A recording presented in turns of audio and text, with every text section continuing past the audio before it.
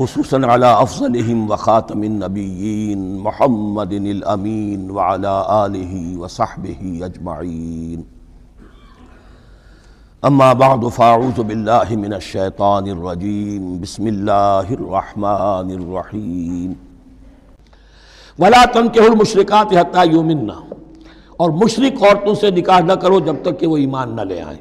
ولا امۃ مؤمنۃ خیر من مشرکۃ ولو اعجبتکم، ایک مومنہ خواہ وہ لونڈی ہو وہ بہتر ہے ایک مشرکہ سے خواہ وہ آزاد عورت ہو. ولو اعجبتکم، اور مزید یہ کہ وہ تمہیں اچھی بھی لگتی ہو. ولا تنکحوا المشرکین، اور نہ اپنی عورتوں کا نکاح کرو، نکاح میں دو اپنی عورتوں کو، اپنی بیٹیوں کو مشرکوں کے، حتی یؤمنوا، جب تک کہ وہ ایمان نہ لے آئیں. ولا عبد مؤمن خیر من مشرک ولو اعجبکم، مسلمان اگر غلام ہے تو وہ بھی بہتر سمجھو مشرک سے جو آزاد ہے اور وہ تمہیں پسند بھی ہے، مالدار بھی ہے یا اور بھی ہے، اس کے اندر دوسرے پہلو بھی ہیں. اولئک یدعون الی النار، دیکھو وہ جو ہے وہ پکار رہے ہیں، آگ کی طرف بلا رہے ہیں، تمہیں بھی لے جائیں گے، تمہاری اولاد کو بھی لے جائیں گے.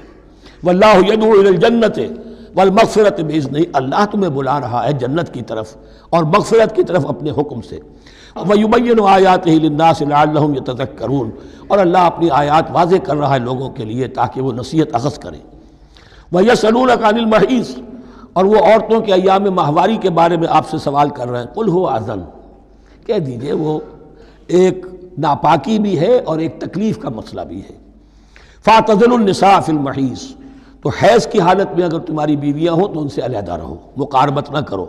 وَلَا تَقْرَبُوهُنَّ حَتَّى يَطْهُرْنَ، اور ان سے مقاربت نہ کرو یہاں تک کہ وہ پاک ہو جائیں. فَإِذَا تَطَهَّرْنَ، اور جب وہ خوب پاک ہو جائیں، فَأْتُوهُنَّ مِنْ حَيْثُ أَمَرَكُمُ اللَّهُ، تو اب ان کی طرف جاؤ، جو بھی تمہیں تعلق قائم کرنا ہے کرو، جہاں سے کہ تمہارے رب نے تمہیں حکم دیا، اللہ نے حکم دیا ہے. یہ اللہ کا حکم کیا ہے؟ یہ ہے امر طبیعی، ہر انسان جانتا ہے، ہر حیوان کو معلوم ہے، وہ طبیعی شے ہے. لیکن یہ کہ اب عورتوں کے ساتھ بھی اگر انسان جو ہے وہ لواطت کا فعل شروع کر دے، قوم عمل لوط، تو ظاہر بات ہے کہ عمل قوم لوط تو وہ چیز جو ہے غلط ہے، وہ حرام ہے. یہ تو اللہ تعالیٰ نے جو بھی تمہاری فطرت میں ڈالا ہے راستہ، وہ در حقیقت من حیث امرکم اللہ، ان اللہ یحب التوابین ویحب المتطہرین، یقیناً اللہ محبت کرتا ہے بہت توبہ کرنے والوں سے اور بہت پاک بازی اختیار کرنے والوں سے، ان ناپاک چیزوں سے دور رہنے میں. نساؤکم حرث لکم، تمہاری بیویاں تمہارے لیے کھیتیوں کے مانند ہیں. جیسے کھیت میں بوتے ہو، فصل کاٹتے ہو، بیویوں کے ذریعے سے اللہ تعالیٰ تمہیں اولاد عطا کرتا ہے. فاتو حرثکم انا شئتم، تو جو بھی کھیتی والی جگہ ہے ادھر تم جاؤ جدھر سے چاہو، یعنی اس میں یہ ہے کہ کوئی رکاوٹ نہیں ہے، وہ داہنی طرف سے بائیں طرف سے جدھر سے بھی ہو، لیکن ہو وہ فرج کے اندر، وہ مقد کے اندر معاملہ نہ ہو. فاتو حرثکم انا شئتم وقدموا لانفسکم، اور اپنے آگے کے لیے سامان کرو، یعنی اپنی اولاد. انسان جو ہے بڑھاپے کے لیے اس کا ایسٹ بنتی ہے اس کی اولاد. آج تو دنیا اولاد سے بھاگتی ہے، لیکن ایک زمانے میں تو اولاد جو ہے وہ عصائے پیری شمار ہوتی تھی. وَقَدِّمُوا لِأَنفُسَكُمْ وَاتَّقُوا اللَّهَ وَاعْلَمُوا أَنَّكُمْ مُلَاقُوهُ، اور اللہ سے کا تقوی اختیار کرو. ابھی آپ دیکھیں گے کہ جو حکم بھی شریعت کا آئے گا بار بار تکرار کے ساتھ جو ہے اس میں تو تقوی کا ذکر بار بار آئے گا کہ ایک قانون ہے، اس کی قانونیت ہے، ایک ہے تقوی. قانون کی لاکھ پیروی کی جا رہی ہو، تقوی نہ ہو تو وہ قانون جو ہے وہ مذاق بن جائے گا، تماشا بن جائے گا. اس کے بعد مثالیں آئیں گی ابھی. واتقوا اللہ واعلموا انکم ملاقوہ، اور اللہ کا تقوی اختیار کرو اور جان لو تمہیں اس سے مل کر رہنا ہے، حاضر ہونا ہے اس کے جناب میں. وبشر المؤمنین، اور اے نبی اہل ایمان کو بشارت دے دیجئے. ولا تجعلوا اللہ عرضۃ لایمانکم، ایک اور حکم آ گیا، اللہ تعالیٰ کا نام جو ہے وہ تختہ مشق نہ بنا لو اپنی قسموں کے لیے. قسم کھا بیٹھا، میں تو اللہ کی قسم کھا بیٹھا ہوں، اب یہ قسم کھا بیٹھا اس لیے میں یہ کام نہیں کر سکتا. چاہے وہ نیکی کا کام تھا، کسی وقت غصے میں آدمی آ کر قسم کھا بیٹھتا ہے. حضرت ابو بکر صدیق نے بھی قسم کھا لی تھی. مستح ان کا ایک ایسا تھا مسلمان غریب کہ جس کی وہ مدد کیا کرتے تھے، لیکن مستح بھی جب حضرت عائشہ پر تہمت میں ملوث ہو گیا تو حضرت ابوبکر نے قسم کھا لی کہ یہ بدبخت جس کی میں سرپرستی کرتا رہا، یہ بھی میری بیٹی پر تہمت لگانے میں شامل ہو گیا، اب میں اس کی کبھی مدد نہیں کروں گا. یہ سورہ نور میں آئے گا. ان سے کہا گیا نہیں، ایسا نہ کرو، تم اپنے نیکی کے دروازے کو کیوں بند کرتے ہو؟ قسم کھا لی، قسم کو کھول دو، کفارہ دے. وَلَا تَجْعَلُوا اللَّهَ عُرْضَةً لِأَيْمَانِكُمْ أَن تَبَرُّوا وَتَتَّقُوا، نیکی کا کام کرنے سے، تقوی کے کام سے رکنے کے لیے قسم کھا لینا، وَتُصْلِحُوا بَيْنَ النَّاسِ، اور اس سے کہ لوگوں کے مابین مصالحت کرو۔ اب آپ نے کسی دو بھائیوں کے درمیان جھگڑا تھا، مصالحت کی کوشش کی، آپ کی بات نہیں مانی گئی، اب اللہ کی قسم ہے صاحب اب میں آپ کے معاملے میں دخل نہیں دوں گا، اب میں تو قسم کھا بیٹھا۔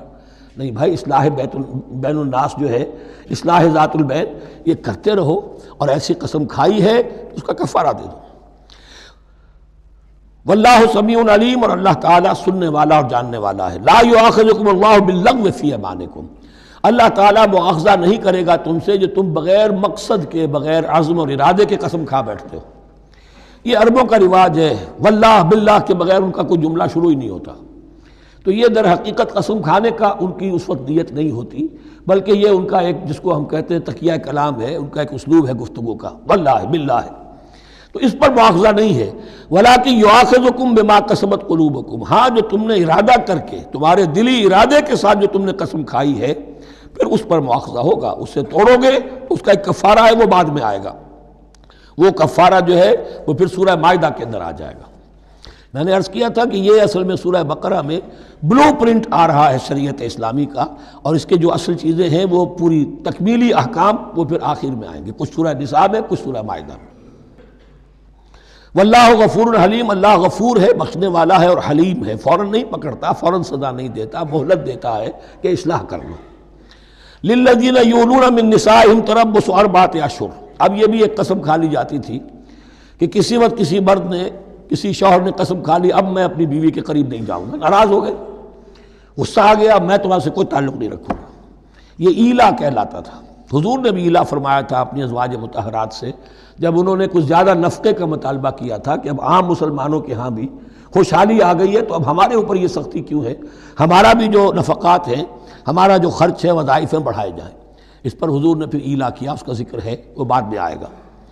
لیکن وہاں عام طور پر لوگ قسم کھا کے بیٹھ جاتے تھے، اب قسم کھا لی ہے، پچھتا بھی رہے، کیا کریں، قسم کھا چکے، اب بیوی کے پاس کیسے جائیں؟ اب وہ بیوی معلق ہے، نہ وہ شادی شداؤں میں ہے اور نہ وہ علیحدہ ہے، آزاد ہے۔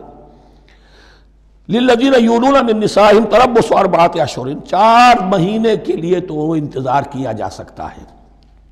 فإن فاؤوا، اس دوران میں اگر وہ لوٹیں، اپنی قسم کو ختم کریں اور رجوع کر لیں، تعلق کے زن و شوق قائم کریں، فإن اللہ غفور رحیم، تو اللہ تعالیٰ غفور اور رحیم ہے۔ وإن عزموا الطلاق، اور اگر وہ طلاق کا ارادہ کر چکے ہوں کہ واقعتاً اب ان سے سیپریشن ہی ہے، فإن اللہ سمیع علیم، تو اللہ تعالیٰ سننے والا، جاننے والا ہے۔ یعنی یہ کہ 4 مہینے سے زیادہ معلق نہ رکھو کسی کو، یا ادھر یا ادھر، یا فیصلہ کرو اور اسے فارغ کرو، اور یا پھر یہ کہ اپنی وہ قسم ختم کرو اور اس کا جو بھی کفارہ ہے وہ ادا کرو۔ اسی پر غالباً قیاس کیا تھا، بلکہ ساتھ ہی سیرت میں آتا ہے کہ حضرت عمر نے حضرت حفصہ سے پوچھ بھی لیا تھا۔ حالانکہ دیکھیے کہ باپ اور بیٹی کا معاملہ ہو رہا ہے، اور باپ بیٹی سے سوال کر رہا ہے، دین کے معاملے میں حیا اور شرم کی بات نہیں ہوتی۔